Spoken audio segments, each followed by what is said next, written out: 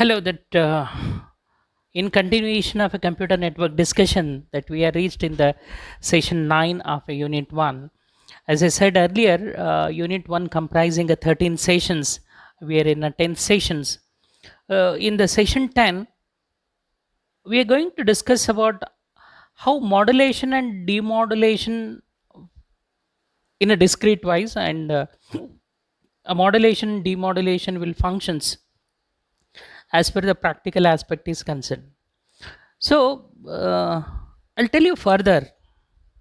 There is a many number of applications which may not notice, but without modulation and demodulation, we cannot transmit the signals and we cannot link these signals to a broader spectrum.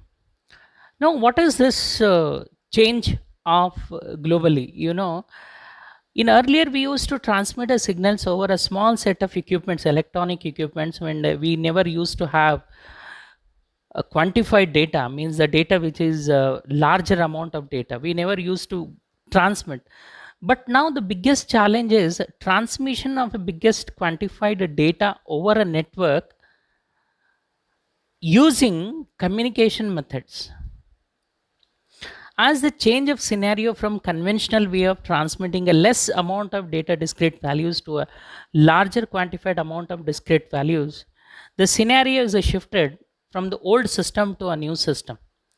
See, in the new system, here the concept is changed, but the basic fundamental for the modulation demodulation remains the same, right? So I just want to give you another a light on these issues of a modulation and demodulations. And what are the learning outcomes from this is modulation and demodulation give you an idea about how practically these equipments will help in the conventional method of transmitting signals over a period of a time, right? Now there are the many more such things will come into a picture, right? Now again, I just want to recall you the modulation is a digital data can be transmitted via an analog carrier signal by modulating one or more of the carrier using these three characters. I mean, the characters in the sense three types of functionality that we use are the three types of functional principle that we use for transmitting of a modulated signals to a demodulation and demodulation to a modulations. One is amplitude, frequency, and the phase. So even the last sessions also we have studied the same thing. Here I just want to give you further enlightenment on these important issues. The modulation, as I said, the carrier signal is usually just a simple and the single frequency sinusoid where is a time in the form of a sine wave. There I had given you the representation of how these sine waves will functions and a sound sine waves will be represented. But here in a mathematical indication, the basic sine wave of voltage with respect to a time v of t is Vo sine of 2 pi e of t plus of a phi. So what is this v of t is a voltage of the signal as a function of a time. Now voltage of t in the function of a time, in the sense the function can be transmitted with respect to a voltage with discrete values of a time slices, right? So as a function of a time makes an important parameter over here in understanding. The reason here is, as we know that the voltage which is initiated in the discrete transmission, the time which is taken to a start shift to an end of shift. So in the square wave that we represent 0 and 1, but in a frequency of a sine wave, the complete cycle of transmitting one cycle using a particular time. So what is a time taken to complete a cycle? So from say positive cycle to a negative cycle, completely a 360 of a degree. Here the total amplitude of a signal, it represents the maximum value achieved in each cycle. We call it VO. And f is a frequency of oscillation, that is a number of cycles per second that it has been traveled. So, five, that we use a phase of signal that is representing starting point of the cycle, how much shift that it is been taking place to carry on media. So, modulate the signal just a means to systematically vary from one of the three parameter of the signal, like an amplitude, frequency, or the phase. This is how uh, the discussions of these three characteristics makes an important identity of a modulation things. Now, in a amplitude modulation, what happens here is amplitude modulation is the simplest of the three type to understand. The transmitted just uses the information signal as a Vm of t, which we represented representation in the last session of the carrier, where VCO to produce a modulated signal which is having V of amplitude modulation with respect to a time. Here the three signals in a mathematical form that we can represent is information V of a t, where the carrier V of t is equal to sine of 2 times of PFCT plus NF. So in amplitude modulation, so varied amplitude modulation with respect to time is nothing but VCO, where the Vm of t is sine P2FC plus NF. Here we see that amplitude term has been replaced by your combination of the original amplitude plus the information signal. So here I just want to see the one of the important transmission here is VCO plus VM with respect to time is a component which has always an impact on your sinusoidal transmission. That's what we use to take care of an angle of a transmission, which is a very important in the amplitude modulation. We, of course, we move on to our next important discussion here is how these amplitude modulation will be carried out in a continuous mode. Now, the amount of modulation depends on the amplitude of information signal, as we know that this is a basic fundamental principles of amplitude modulation. And once the amplitude modulation is carried out in a realistic way or in a practical way over an equipment, we have to measure what is an amount of energy which is being carried out. How do we do that?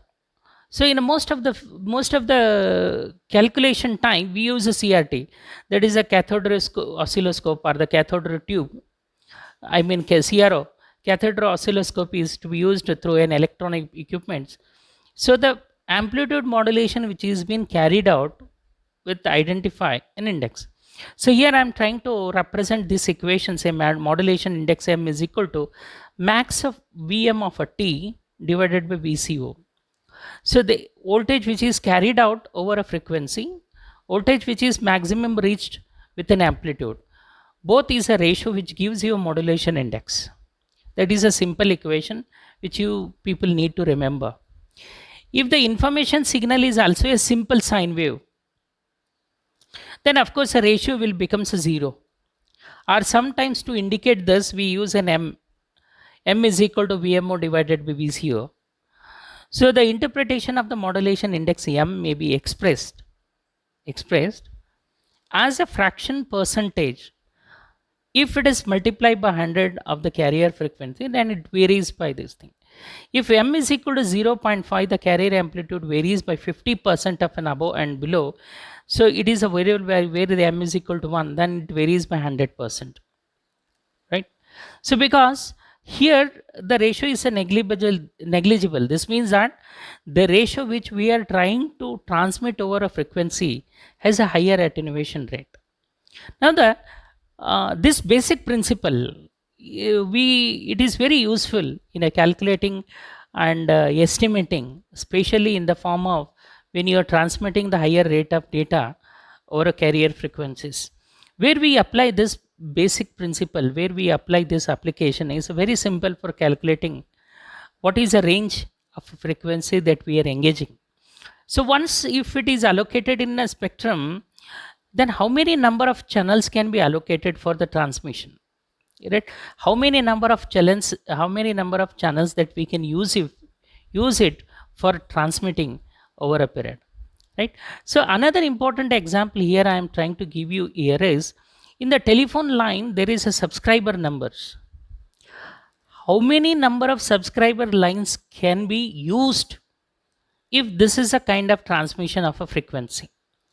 So one simple example is how many number of subscriber lines can be accommodated in the frequency is a very important. As many of you you know that nowadays with the one channels that with the FDMA, frequency division multiple axis, we know that how to calculate the frequencies in a longer range, right? So we move on to the next important discussion is a modulation of when the modulation takes the shifting. As I said, what is exactly the shift? Change over the carrier frequency from the start point is called the shift. And especially in amplitude shift keying, here it encodes the digital data by modulating the carrier amplitude between two or more levels. What do you mean by the two or more levels? The levels is a highest peak of an amplitude to be indicated and the lowest peak of amplitude to be indicated. On the average basis, how many situational occurrences are there where it is been hit on the threshold values, and these threshold values can be represented called phase shift keying, means that is been an area where it is been shifted to be indicated as an indicative with the common index, that is a mode of index. Suppose a signal with an amplitude 1 represents a binary then 0 and a signal with amplitude 2 represents a binary 1. This 1 and 0, 0 and 1 will be carried out by converting them discrete values with the square wave. That's how the phase shift can be transmitted. Especially these kind of an applications are very useful in a Fourier waves transformation. In a Fourier waves transformation, the frequency of modulated data can be represented with respect to a time. So here I am trying to give you the simple illustration how these carrier frequencies can be estimated with representing. So 1, 0, 1, 1, 0, 0, 1, 0. This is a representation where your carrier frequencies are carrying the values of it, right? Now, frequency shift, FSK. What is the difference between earlier session and the FSK? In a phase shift, we used to calculate the starting values to here. In this, we encode the digital data by how much a group of frequency is been shifted. That's why it is called the frequency shift keying methods, right? Now, this concept is the same. Only thing is FSK is a less susceptible to corruption than amplitude shift keying, right? So modems use a FSK to convert the digital data to analog signals in a longer term of communication system, right? Now this is a modulation using a PSK, phase shift keying methods. Here it is a combinatoric frequency, or in the Fourier waves what happens here is not only the frequency as a time, it is also equal to how much of phase is being taken as a shifted by identifying the key elements. In a phase shift keying, encode a digital data by shifting the phase of the carrier with respect to highly resistant to a corrupted way of carried frequency. This is how it works in a functionality of identifying this thing. Now we move on to the next on the cycle, demodulations. So modulation and the demodulation, before moving the modulation and the demodulation, please make a note, there is always a bigger questions on which is debatable, which is an essay type question. What are the various phase shift keying methods? It may be an amplitude modulation, or it may be a frequency modulation, or it may be a different phase shift modulation keying methods. So please make sure that you prepare these essay type question. Whenever in the university examination they may ask you what are the different modulation phase shift keying methods and how each makes a difference between amplitude to frequency, frequency to phase. So you must be in a position to explain them in a practical way of handling this thing. Now we move on to the next important discussion over modulation is demodulation. Right, demodulation is a process of extracting the digital information from the carrier. So it is like a another way of reciprocated of modulated to demodulation, right? So once if you modulate, here digital we are converting digital data into an analog form, where the analog form of signal carriers can be transmitted over analog signal carriers using a long term communication system, and at the receiving end we have to demodulate the system in a real time.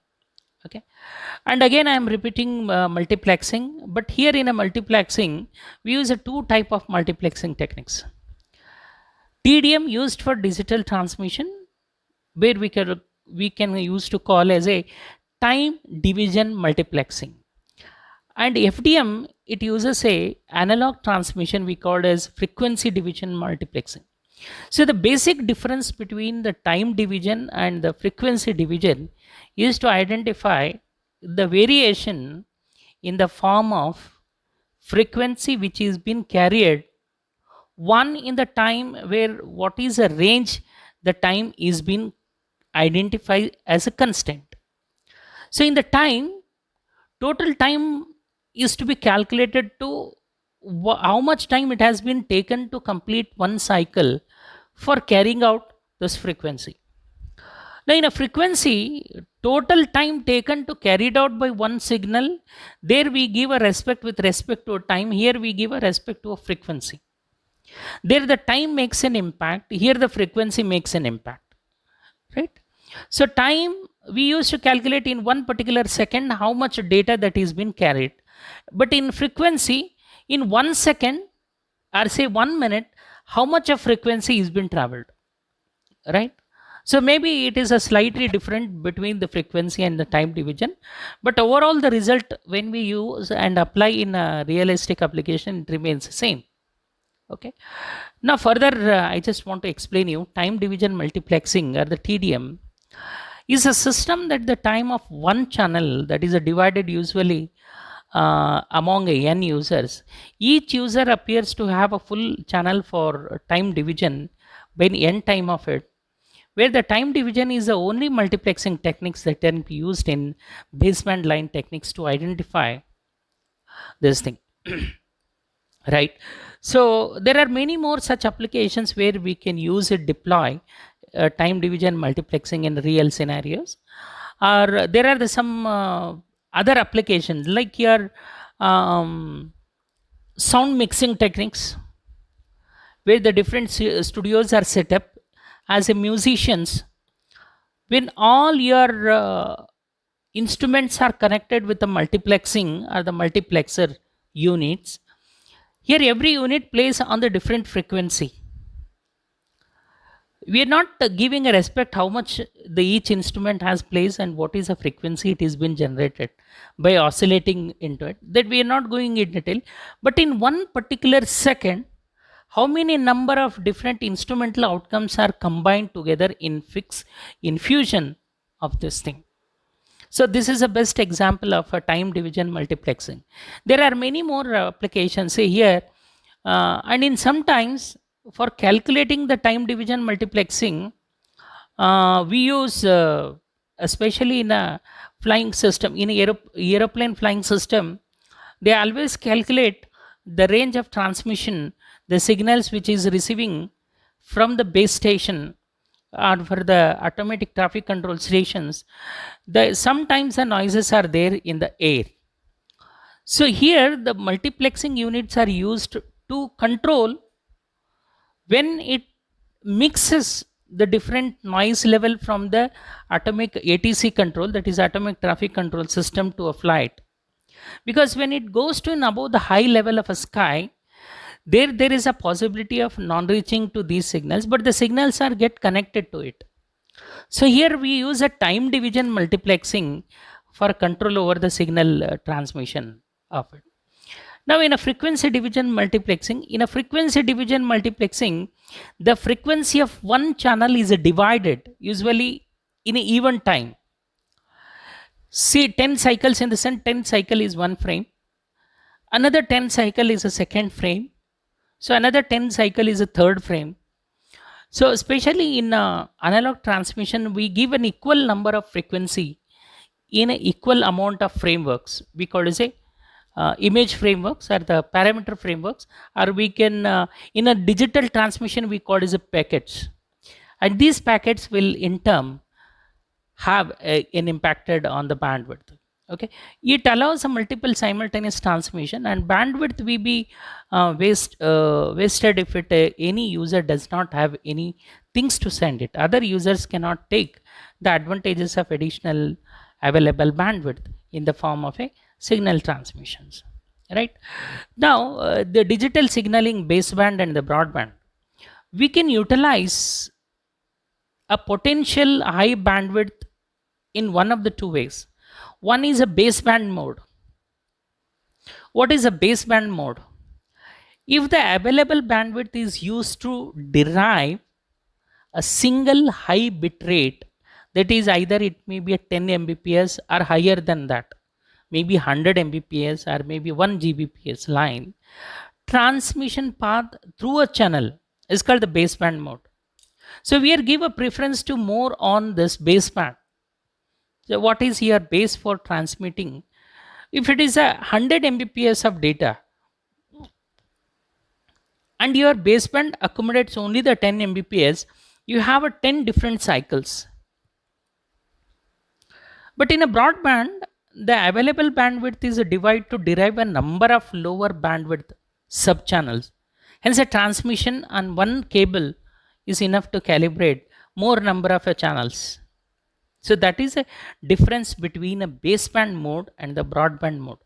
In a baseband mode, the frequency of transmission over a period of time is to get to identify how many equal number of cycles can be transmitted. But in a broadband, if the sequels more number of cycles, if you are trying to push in according to availability of a bandwidth, then you can accommodate many number of channels to be transmitted, right? So now baseband mode here, baseband system uses a direct digital signaling. The digital signal fully occupies the cable which constitutes a single channel on a typical baseband network, and each device which transmits bidirectionally. That is a very important in the baseband mode. And the baseband networks have a little limited range due to attenuation and the noise. Repeaters may be used to extend the length of baseband system and must be used as a 15 ohm cable, but again it has a very limited space of allocation. And the baseband, most of the baseband we use is within the limit of say 100 meters of it, and beyond the 100 meters of baseband is not feasible to accommodate a more amount of data transmission, right? Okay, we move on to the how broadband will functions. This is the way. See, in the baseband only the one accommodative signals based on your availability of it, but in a broadband we have a more number of accommodative analog signals can be put into one transfer. So baseband is nothing but single road, single vehicle.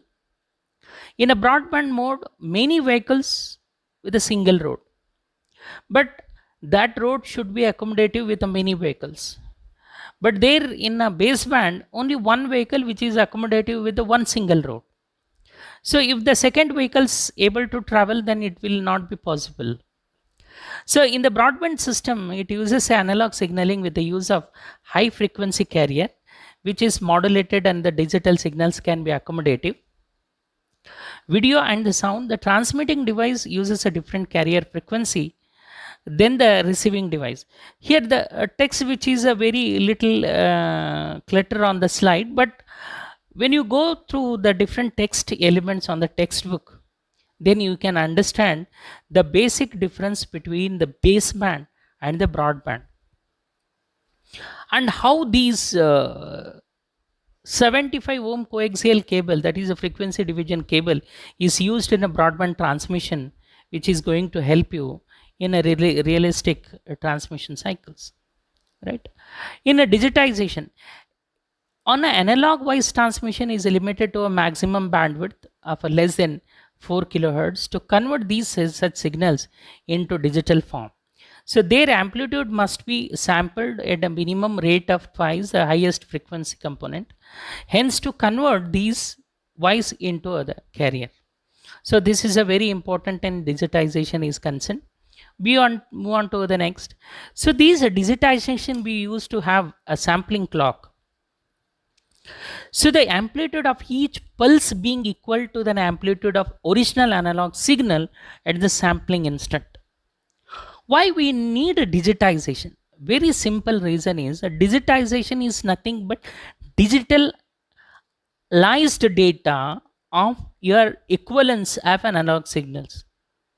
And some devices will not read analog signals, it reads only a digital equipment signals. Then these digitization will help to read more amount of data in a synchronized manner. But some devices we uses only an analog signals, then these digitizations can again convert back to an analog with the phase amplitude modulation signal or a phase shift modulation we call as a phase amplitude modulated, or the phase amplitude modulated at particular signal can be digitized and again it has to come back to a non-digitized data. So this is a very important and the essential requirement for digitization is concerned, right? So further, digitization equips with the phase angle modulation is still analog signal. Its an amplitude can vary over the full amplitude range, and it is converted into an all the digital form by quantizing each pulse into equivalent to a binary form.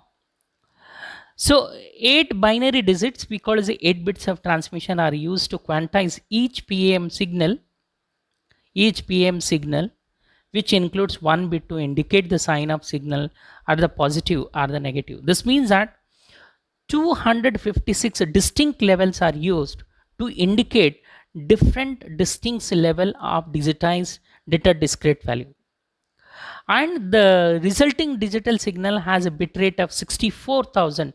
This means that 8 into 8,000 bits per second we can able to digitize the data when it converts into analog today. This is a digitization process where the digital data can be converted into it, and this is a digital encoding. So the basic essential requirement of digital encoding is most LANs transmit digital data in a digital signals. Of course, no data can be occurred in the analog form of a signals. We never encourage to do that also. And most LANs transmit these digital data in a signals. To do this, transmitting and receiver must accurately determine when each signal element occurs and what is the value we used to handle in a digital encoding techniques which is exist in a few of the time. Now in case of unipolar, I'll tell you what is a unipolar and multipolar. In unipolar, each time of a channel will discretely carried with an encoding of only 1 bit at a time. It's called an unipolar.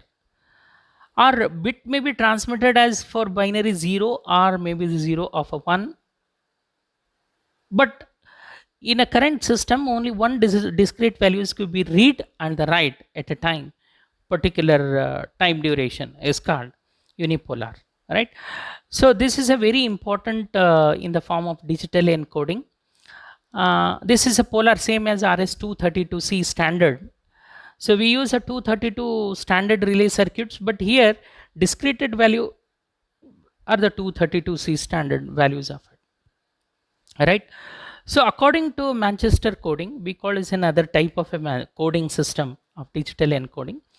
High to low mid bit transmission for 0 input with the clock, and low to high midpoint transition for 1 input with the clock. So input means a raw signal where both the transitions must be synchronized with the clock between a sender and the receiver.